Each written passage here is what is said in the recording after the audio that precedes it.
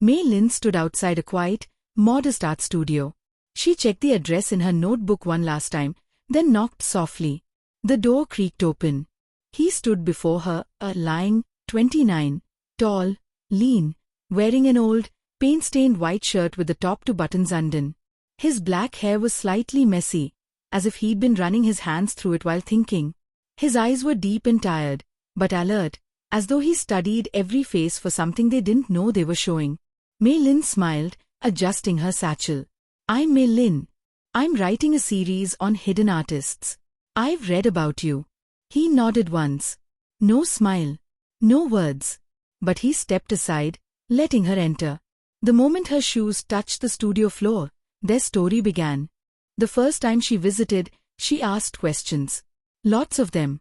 Liang didn't speak much, but he answered every one with simple, honest words. He watched her as she moved around the room, curious, graceful, playful, taking notes, touching nothing. She noticed how he held his paintbrush like a delicate instrument, how he pressed it lightly against the canvas and then stepped back often, analyzing. By the second visit, she brought lunch. "You forget to eat, don't you?" she teased, unpacking a small container of dumplings and sweet buns. He nodded. She noticed how he ate quietly, but always finished everything she brought. On her fourth visit, he was waiting at the door before she knocked. Mornings blurred into afternoons. Mei would arrive, sit near the window or the old worn-out couch, and watch him paint. She took off her shoes, curled her legs beneath her, and often read out loud from her journals. Liang painted while she spoke, glancing at her between brush strokes. One day, she yawned mid-sentence and leaned her head back. Without a word, he walked over and handed her a folded blanket, then returned to his canvas. "You're quieter than my thoughts," she murmured once, "but louder than my heartbeat." He didn't reply, but the corners of his mouth twitched, barely. Late one evening, they sat side by side on the studio floor. She was flipping through her notebook. He was sketching. Their arms touched. She didn't move away. Neither did he. A few minutes later, her hand casually reached for her tea, and her fingers brushed his. She paused, not pulling back. He turned his hand, slowly, and laced their fingers together. Neither of them spoke. But in that single, silent act, something opened. It happened the next night. She had just laughed, really laughed, at something he'd said, something quiet and dry and so completely unexpected that she doubled over. When she looked up, he was already watching her. Intently. She crawled closer, knees brushing the wooden floor, until she was kneeling right in front of him. She raised a hand to his face, brushing a bit of paint off his cheek.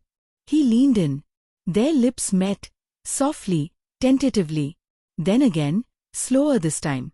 She sighed into his mouth. His hands moved up, one to her waist, the other brushing the edge of her jaw. They kissed for minutes, no urgency, just exploration, discovery. "You kiss like you paint," she whispered, layer by layer. He smiled, his first real smile. She kissed him again, just to see it happen once more.